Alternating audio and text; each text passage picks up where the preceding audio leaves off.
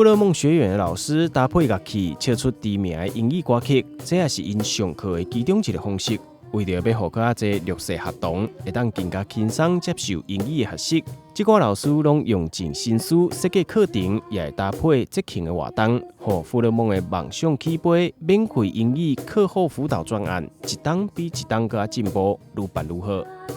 基金会一直在推广对这个英文的重要尤其弱势的，当然他没有钱去补习。现在的英文是普遍，也是有少部分是很普遍的当然是讲有钱人，一年补习可能花一个10几万、20几万、20-30万都有。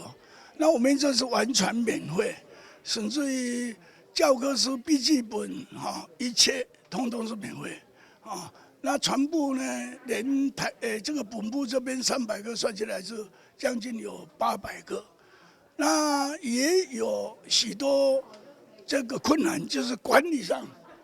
就20几个学生，还有这边300个也来了20几个学校来的，尤其弱势的家庭，实在讲，对于各种的一个条件比较差但是我们这一个呢也还好，我们的行政人员老师很努力来协助这个事情。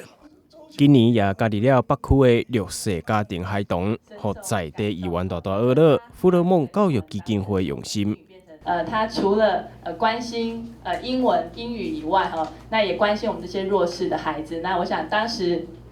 董事长在跟我说，当然他们已经原来在湖内的地方已经在做这些偏乡这些弱势的小朋友的英语的教学、补救教学以外，那他也认为说我们市区的孩子们其实也有这样子的需求，那也很感谢他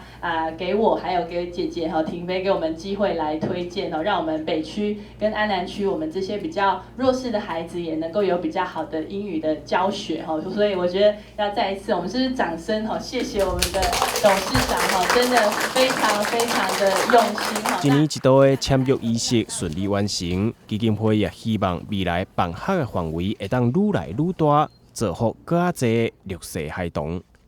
台南新闻网早张伟忠采访报道。